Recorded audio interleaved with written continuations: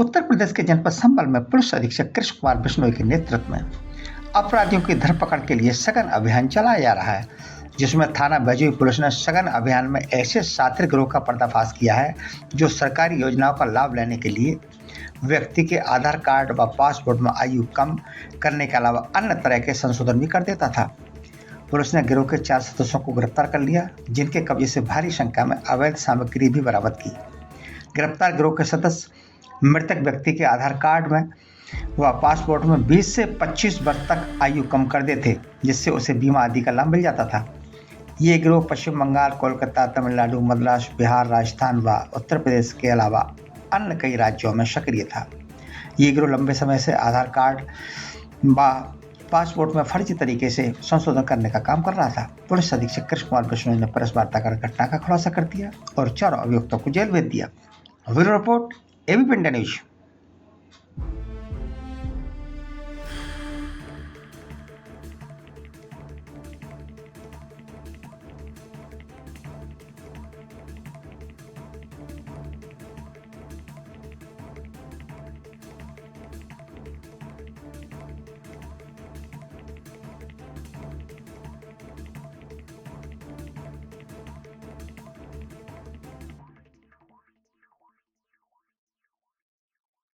जनपद संभल में आज थाना बैजोई को एक अच्छी सफलता मिली है,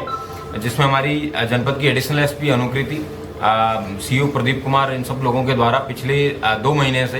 विभिन्न प्रकार के गिरोहों का भंडाफोड़ किया जा रहा है। उसमें सर्वप्रथम इनके द्वारा इंश्योरेंस का फर्जीवाड़ा था, उसको प्रकाश में लाया गया था। उसके माध्यम से ट्रैक्टर से रिलेटेड फर्जीवाड़े वो प्रकाश में आए थे। इंश्योरेंस वाले फ्रॉड के तहत हमें पता चला था कि एक पंचम सिंह नाम का व्यक्ति, उसकी उम्र 21 वर्ष कागजों में कम कर दी गई थी। जब उस फर्जीवाड़े का पता चला तो एक आधार से रिलेटेड फर्जीवाड़े की गैंग की जानकारी मिली। पुलिस के द्वारा उस लीड को भी उस पर काम किया गया। तो एडिशनल एसपी अनुकृति की लीडरशिप में इस कार्य को किया गया, जिसमें आधार संबंधी उपकरणों को इन लोगों ने मॉडिफाई किया गया है और उनसे कूटरचित दस्तावेज तैयार किए गए हैं और उससे आधार के जो मूल डेटाबेस है उसमें फर्जी और गैर कानूनी संशोधन इन लोगों के द्वारा किया गया है। और इस तरीके के 4 अभियुक्त हैं, इन लोगों को जेल भेजा जा रहा है आज। उल्लेखनीय है कि एक पंचम सिंह नाम के व्यक्ति है, जिनकी डेट ऑफ बर्थ पहले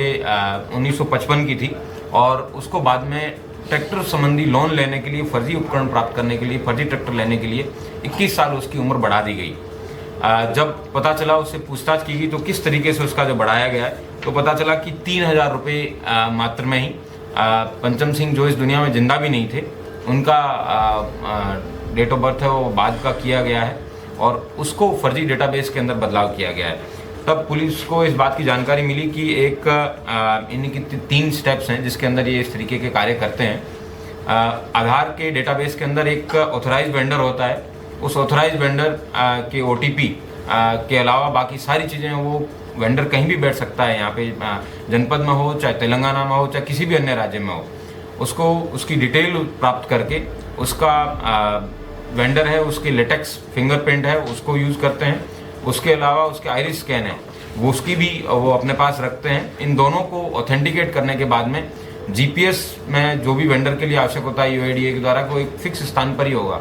उसमें भी बदलाव करके GPS को भी गुमराह करके एक पर्टिकुलर सॉफ्टवेयर को यूज़ करके तीनों चीज़ें ऑथेंटिकेट करना, जिसमें वेंडर का फिंगरप्रिंट, वेंडर का आइरिस स्कैन, वेंडर का GPS लोकेशन और OTP जो है वो मात्र वेंडर के पास जाता था, जिसके लिए इस तरीके का फर्जीवाड़ा करने वाले वेंडर को एक छोटा सा शुल्क वो दिया जाता था। ये सब करने के बाद में इन लोगों के द्वारा किसी भी व्यक्ति के कुछ भी बदलाव करना होता था, उसकी डिटेल, ये एक वेब पेज है, इन्होंने आधार का डुप्लीकेट वेब पेज डेवलप किया हुआ था, उसके अंदर ये लोग उसको डेवलप करवाते थे और उससे एक पर्टिकुलर शुल्क है वो UPI के माध्यम से लोग कलेक्ट करते थे, ताकि जो व्यक्ति अपना फिंगरप्रिंट और अपना आइरिस स्कैन दे रहा है, उस व्यक्ति को इस प्रकार का भ्रम ना हो कि वो एक गलत कार्य करवा रहा है। वो डिटेल मिलने के बाद में इन लोगों के द्वारा आधार का जो डेटाबेस है उसके अंदर संशोधन किया जाता था। पिछले साल नवंबर के बाद में जब आधार UIDAI को बहुत लंबे पैमाने पे इस तरीके के फर्जीवाड़े की जानकारी हुई, तो उनके द्वारा कुछ सॉफ्टवेयर में भी कुछ अपग्रेडेशन किए गए और जो डेट ऑफ बर्थ रिलेटेड और सर्टिफिकेट जो उनके हैं उसमें भी चेंजेस किए गए। उसकी वजह से ज़रूर इनकी धंधे पे फ़र्क पड़ा। लेकिन इन्होंने नई स्कीम निकाली जिसके अंदर इन्होंने कोडिंग के माध्यम से पासपोर्ट की डिटेल उसमें भी मॉडिफिकेशन करना शुरू किया और फर्जी पासपोर्ट के एक प्रपत्र हैं जिसके अंदर आप देख सकते हैं कि इन्होंने किस तरीके से तेलंगाना में बैठे व्यक्ति का या पटना में बैठे व्यक्ति का, उस व्यक्ति ने वहां से अपने आधार में चेंजेस करने के लिए रिक्वेस्ट किया था। उसके आधार पे इन्होंने महबूब नगर तेलंगाना के एक बच्चे का बदलाव किया है, पटना के इस तरीके के। तो जहाँ जहाँ पे डॉक्यूमेंट अपडेशन के लिए डॉक्यूमेंट की जरूरत पड़ती है और जब फर्जी आधार जो डेट ऑफ बर्थ है उन पे कार्रवाई होने लगी तो इन्होंने नया पासपोर्ट पे मूव कर गए, क्योंकि पासपोर्ट अभी यूआईडीएआई से लिंक नहीं है। तो इस तरीके से इन्होंने सिस्टम के अंदर लूपहोल्स को ढूंढ के लाखों रुपए की अवैध कमाई है वो इनके द्वारा की गई है।